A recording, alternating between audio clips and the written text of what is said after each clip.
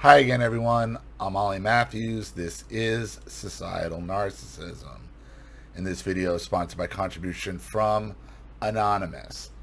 And here's her story. Hi, Ollie. This is a follow up to a video you did for me 10 days ago called The Narcissist Can Only Hope You Don't Expose Them, which is a follow up to the September 18th, 2022 video called Make the Narcissist Boomer Prove You're Crazy.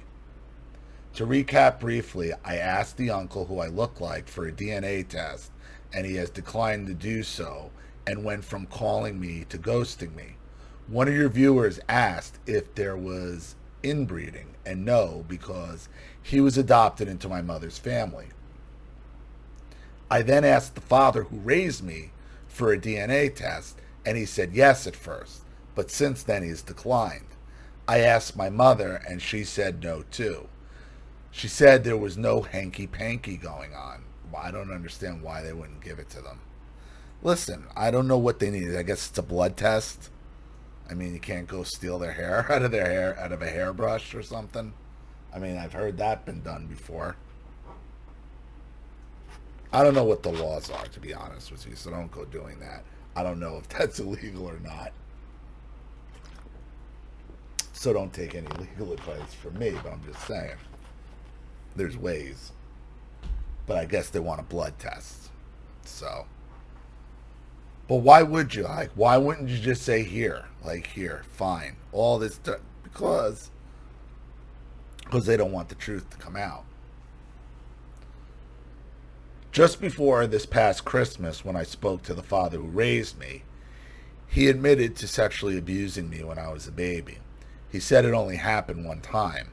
One time can do a ton of damage, but I know he was lying about only one time. Of course he's lying. Of course he's lying. One time. They never do it one time. Never.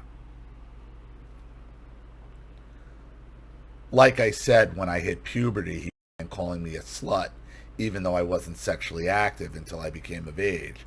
And he said more times than I can count that I would be pregnant by the time I reached 15 years of age, just like a cousin of mine. It hit me yesterday that he was saying that, so if he got me pregnant, he could say it was someone else's because I was such a slut. Yeah, building in his defense. And narcissists always do that. That's the point. That's what I talk about. They're planting seeds to be used later. The seeds are their defense. That's what they do. They plant their seeds of defense to be used later.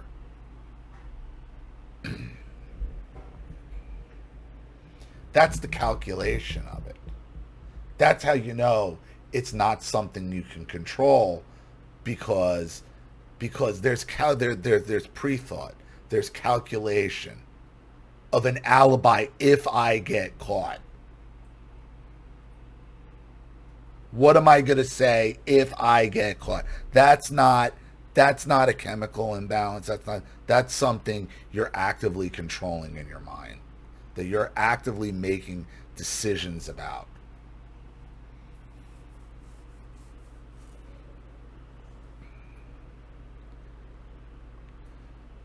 When I asked him why he was calling me a slut from age 12 on, he said he never called me a slut. Damn right he did. All the time. And there you go, you got the denial. And the only reason he admitted to the one time is because he was probably caught red-handed. He had no way out of it. Other people must have known.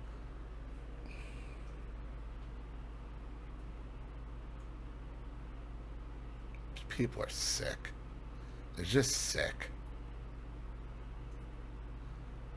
This is why I went no contact. They lie, and when I point out the truth, they tell me I need medication because I'd be much nicer to talk to. Yeah, you're crazy. You're crazy. And that's what's good. They're always going to fall back to. They're going to deny. They're going to gaslight. Okay, they're not going to take the test. They'll give you a little morsel of validation, but you need to get over it, move on, and you're crazy about the rest of it, and you need to be medicated. So at the end of the day, you're just crazy. It's so old and boring. They'd often say that there would off, they'd often say there was something wrong with me, crazy. I had mental problems, but fortunately, they could never get me committed. It's projection. They're the ones with mental problems. I've traveled, competed in sports, have had much better jobs, better paying jobs than they've ever had. The only reason I broke no contact recently is because they found me after I moved 1,000 miles away and began harassing the yoga studio where I was training. I decided to call them back regarding the DNA. Next, I'm going to my sister and brother if they do DNA testing, and I'll let you know what they say. I wouldn't keep my hopes up on that one.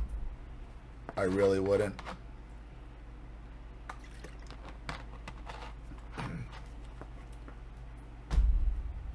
Because if they haven't come forward yet, if they're not about making waves, they're gonna probably tell you be and let be and side with them.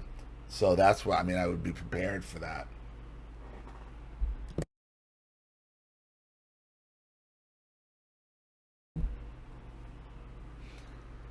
Here's the thing.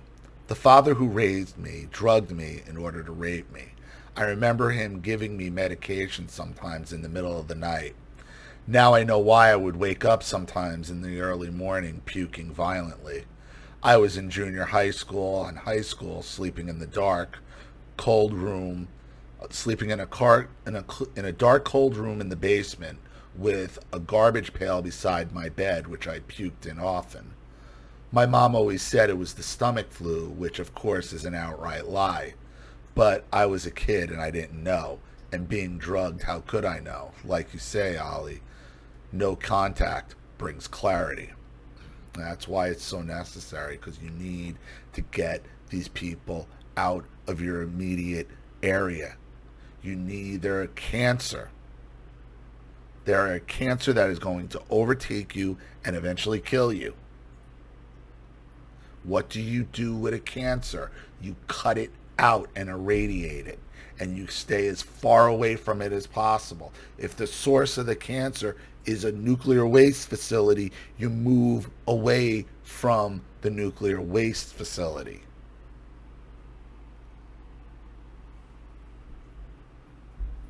And once you do, after some time, you'll be able to see things how they actually are.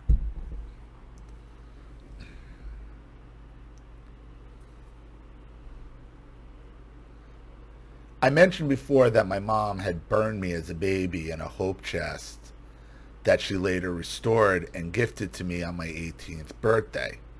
I asked her about it and she said she didn't set me on fire.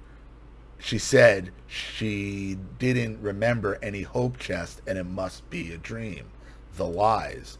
She bought the wooden chest from where it sat years at the top of the stairs at her mother's farmhouse. It then sat in my bedroom where I began filling it.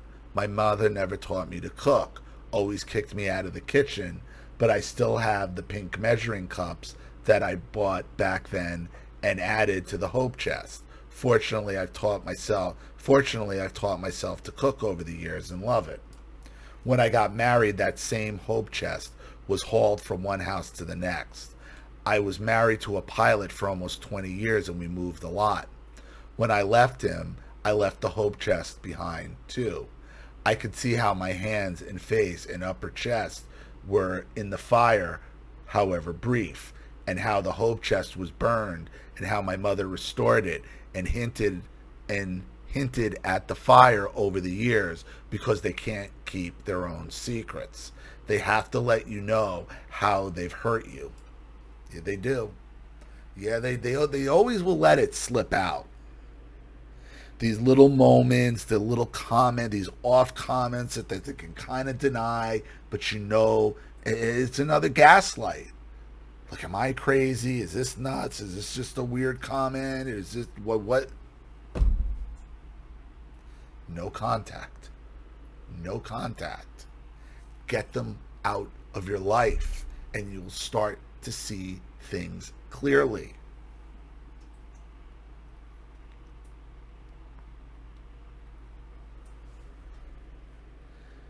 An aunt told me that my mom bound my hips when I was a baby, and now I know why. Like you said, Ollie, it was so that I would look like a little boy to my mom, who, like my dad, is a pedophile.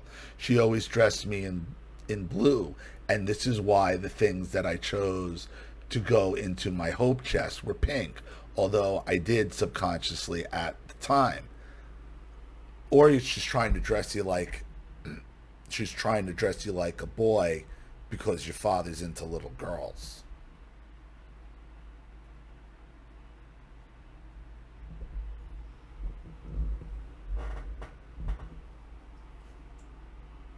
Like her burning you, and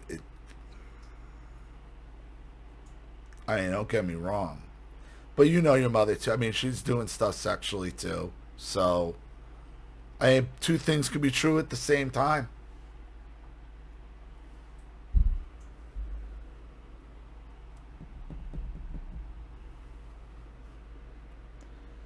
So after speaking with them, I got really sick with the flu. It was one reason I moved far away from them. Before I moved, I ran into them once, and they admitted to driving by my place once or twice a week, the creepy stalkers that they are. With every stalking, I get sick, so once I expose them, I'm going no contact again. They kept mentioning on the phone that I'm in their will. Of course. There it is. There's the boomer carrot. There's the boomer carrot. There's the fucking will. Oh, they're all so cliche, man. They all just follow the goddamn same playbook. Same playbook, same formation, same snap count.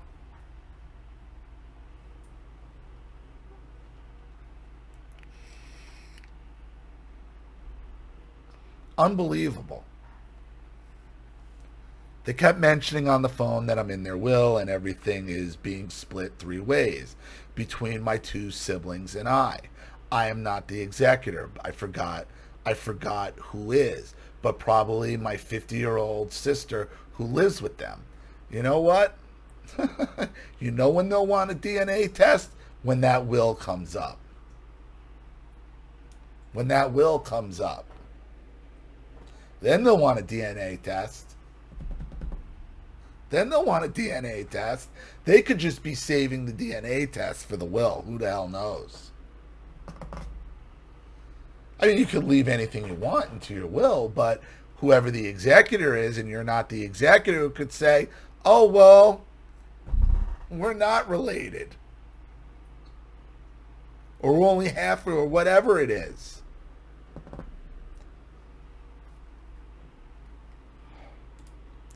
I'm not the executor. I forgot to ask who is, but probably my 50-year-old sister who lives with them. She's as dangerous as they are, thanks to how she was raised. Unfortunately, she blames me for the family fighting. There was always screaming and fighting in the house, beatings, threats of orphanages, etc. That's not my fault. That's my parents' doing. I was always threatened with Boys Town. The beatings. I mean, it's boomer playbook. Boomer playbook. Can you let me finish, please? Can you let me finish? Jerk. All right, we're going to... I was a kid. I did well in school. My sister once burnt me with a curling iron and took all her rage out on me.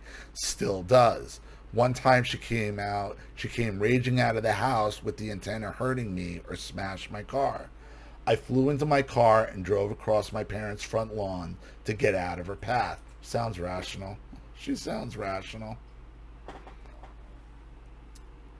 Like this, they're all just a ticking time bomb. All of it. Oh, this guy's the worst. Come on, you're the worst. My parents trained my siblings to gang up on me.